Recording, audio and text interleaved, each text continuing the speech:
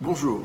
Si tout est supposé être bon dans le cochon, tout n'est pas bon dans les startups. Et mieux vaut le rappeler ici pour vous éviter de rejoindre le cimetière des innombrables projets qui devaient changer le monde, mais qui ont disparu pour avoir remis quelques évidences. Première évidence, la rentabilité bien sûr. Oubliez que tout métier, quel qu'il soit, est un métier de centimier, est une erreur tragique que l'on paye toujours très cher. Tout comme dépenser l'argent que l'on n'a pas, vouloir grandir trop vite ou avec le seul argent de ses actionnaires plutôt qu'avec celui de ses clients, ou bien encore oublier que la croissance fait toujours exploser son fonds de roulement. Le timing aussi. Parce que leur nature même est d'avoir toujours un coup d'avance, les startups découvrent parfois à leurs dépens l'une des clés du succès ou plutôt de l'échec en matière d'innovation. Une bonne idée trop tôt n'est pas une bonne idée. Trop tôt c'est trop tôt, trop tard c'est trop tard. L'exécution bien sûr.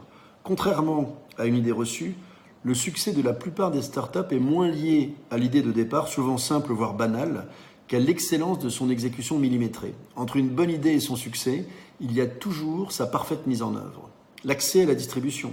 Si les startups ont généralement l'avantage en matière d'innovation, leurs moyens humains ou financiers limités handicapent souvent l'accès au marché dont bénéficient historiquement les grands groupes.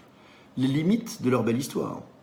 Si la méthode Coué prend le plus souvent l'avantage sur le pessimisme et a sauvé des milliers d'entreprises, force est de reconnaître que la culture de la belle histoire et le personal branding des fondateurs qu'affectionnent tous les start-upers ont leurs limites.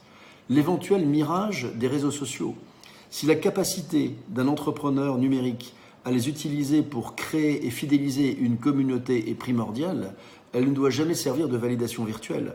Aimer une idée ou un concept ne signifie en rien qu'on en deviendra client et moins encore un utilisateur régulier. Levée de fonds permanente, de term sheet en due diligence et de rendez-vous avec des avocats en closing 10 fois reportés, le risque est grand de confondre le métier d'entrepreneur et celui de leveur de fonds. Un startup management qui reste à inventer. Dès qu'une jeune pousse se met à grandir et à embaucher, apparaissent inévitablement des enjeux complexes qui nécessitent un savoir-faire que le tutoiement, la méditation, la présence d'une table de ping-pong ou d'un baby-foot ne suffisent plus à solutionner. Et puis bien sûr, bien d'autres faiblesses que vous retrouverez dans ce chapitre du livre. À demain, pour évoquer le chapitre 12 de Startup Academy, place au management intrapreneurial. Bonne journée.